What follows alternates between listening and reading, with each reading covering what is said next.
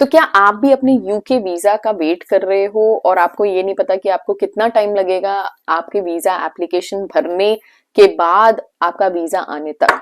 तो आज इस वीडियो में हम यही बात करेंगे कि करंटली क्या टाइम चल रहा है, कैसे लोगों को वीजा आ रहे हैं, ताकि आपको भी एक आइडिया मिल जाए। और इसमें हम ये भी बताएंगे इस वीडियो में कि आपके पास में क्या क्या ऑप्शन है और आपको क्या करना चाहिए एज अ नेक्स्ट स्टेप अगर आपका वीजा काफी टाइम से नहीं आया है।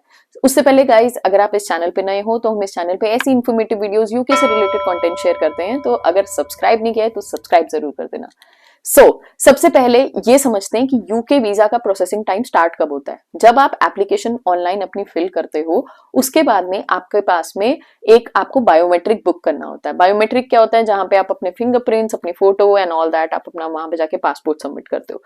अब आपका प्रोसेसिंग टाइम उस डेट से स्टार्ट होता है जब आपका बायोमेट्रिक टेस्ट हुआ है। आप किसी सेंटर में, बीएफएस टीएलएस सेंटर में, जहां पे भी आप हो, वहां पे जाके आपने जब अपना बायोमेट्रिक करा है, वहां पे आपका डे 1 स्टार्ट हो जाता है।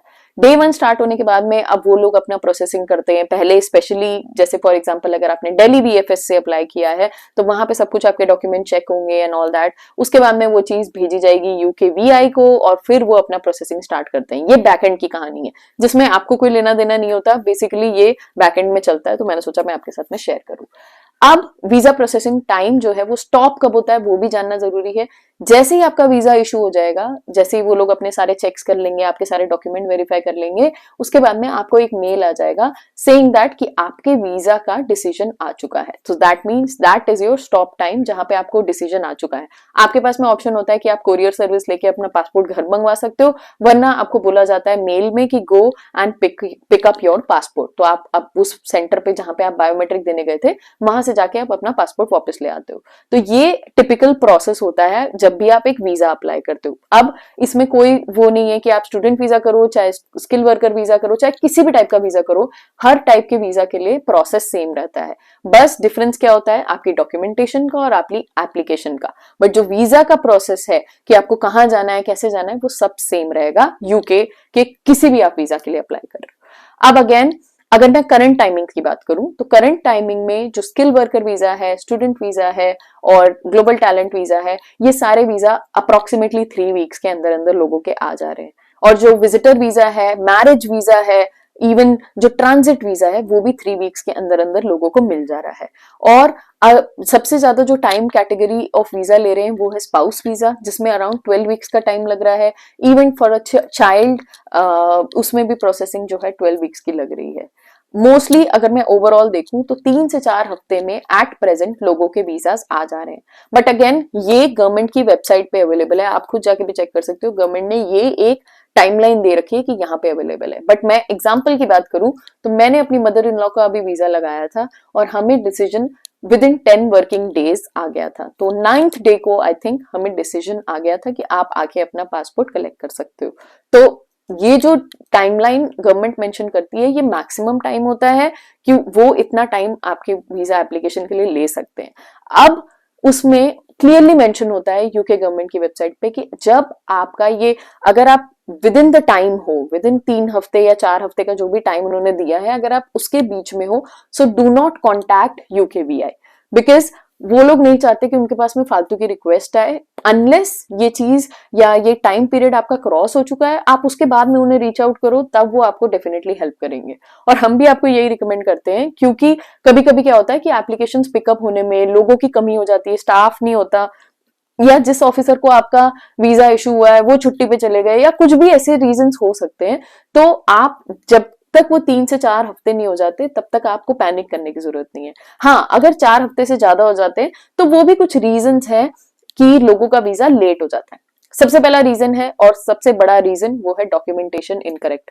अगर आपके पास में कोई भी एडिशनल डॉक्यूमेंट चाहिए होगा और वो आपको अगर रिक्वेस्ट करना चाहेंगे कि भाई आपको एडिशनल डॉक्यूमेंट देने चाहिए, तो इन दैट केस आपका वीजा ज्यादा टाइम ले सकता है। अगर आपने कोई फॉल्स इंफॉर्मेशन प्रोवाइड करी है तो भी वहां पे वो आपसे रीच आउट कर सकते हैं for clarification. But most of the cases में आजकल क्या होने लगा है, पहले होता था कि वो रीच आउट करते थे, आपसे क्लैरिफिकेशन मांगते थे, बट अभी मैं कुछ केसेस में देख रही हूँ कि वीजा को वो सीधा के सीधा रिजेक्ट कर दे रहे हैं।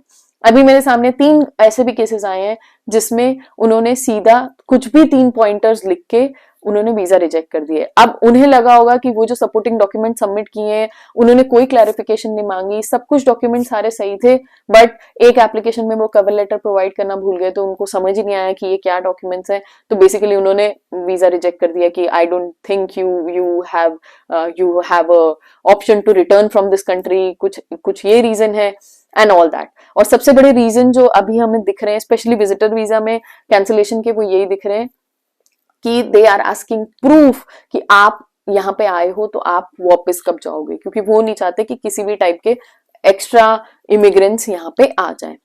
अब अगेन यहाँ पे अगर मैं स्किल वर्कर वीजा की बात करूं तो डॉक्यूमेंटेशन अगर आपकी सही नहीं है, कुछ भी 1% की आपकी गलती है, आपकी कंपनी की गलती है, या आपकी कंपनी ने सही से आपको कुछ प्रोवाइड नहीं किया है, तो उस रीजन से आपके स्किल वर्कर वीजाज भी रिजेक्ट हो जाते हैं। सिमिलरली स्टूडेंट वीजा में भी यही केस होता है। तो ये तो बात हो गई कि वीजा रिजेक्ट क्यों होते हैं और आपको ज्यादा टाइम क्यों लगता है अगर आपका डॉक्यूमेंटेशन प्रॉपर नहीं है, अगर आपकी चीजें प्रॉपर नहीं है। तो इसीलिए हम हमेशा बोलते हैं जब भी आप अपना वीजा सबमिट करो, मेक श्योर कि आप सही इंफॉर्मेशन उनको प्रोवाइड कर रहे हो। अब एक और क्वेश्चन जो आप सबके दिमाग में आता है कि आपका टाइम पूरा हो गया है, 3 हफ्ते हो चुके हैं, मेरा अभी तक नहीं आया, अब मेरे को करना क्या है।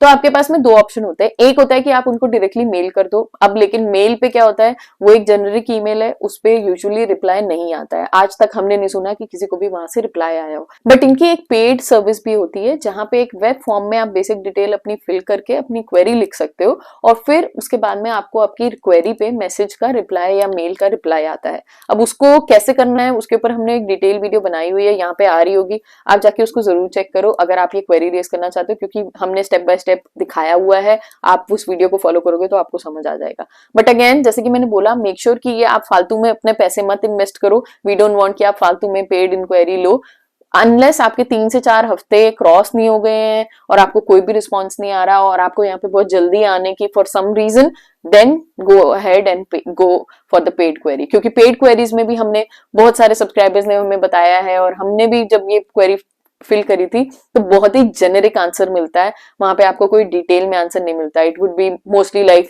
It is being worked on, आपके ये चेक चल रहे हैं, अभी ऐसा हो रहा है, ऐसा कोई बहुत डिटेल में नहीं मिलेगा, बहुत ही जेनेरिक से आपको एक रिप्लाई मिलेगा। But again for mental satisfaction and थोड़ा सा मतलब थोड़ा सा रिलैक्स हो जाता है, तो उसके लिए क्वेरी अच्छी है, but don't just spend for the sake of spending. So guys यही था आज का वीडियो जिसमें मैं आपके साथ में करंट प्रोसेसिंग टाइम शेयर करना चाहती थी। आपका करंट टाइम क्या है? अगर आपने वीजा के लिए अप्लाई किया है, मेक श्योर कमेंट सेक्शन में बताओ, और अगर आपका अभी तक वीजा नहीं आया और आप वेट भी करो तो भी कमेंट सेक्शन में बताओ, क्योंकि कई बार क्या होता है आप लोगों की इन्फॉर्मेशन जब देखते हो कि हाँ भाई इस डेट को उसने अप्लाई किया था, अभी उसका भी नहीं आया, चलो हम भी वेट कर लेते हैं, तो वो भी एक थोड़ी सी सेटिस्फेक्शन दे देता है। So guys will come up with next video soon. Channel को सब्सक्राइब नहीं किया तो सब्सक्राइब जरूर कर लेना and will come up with next video soon. Till then take care, bye.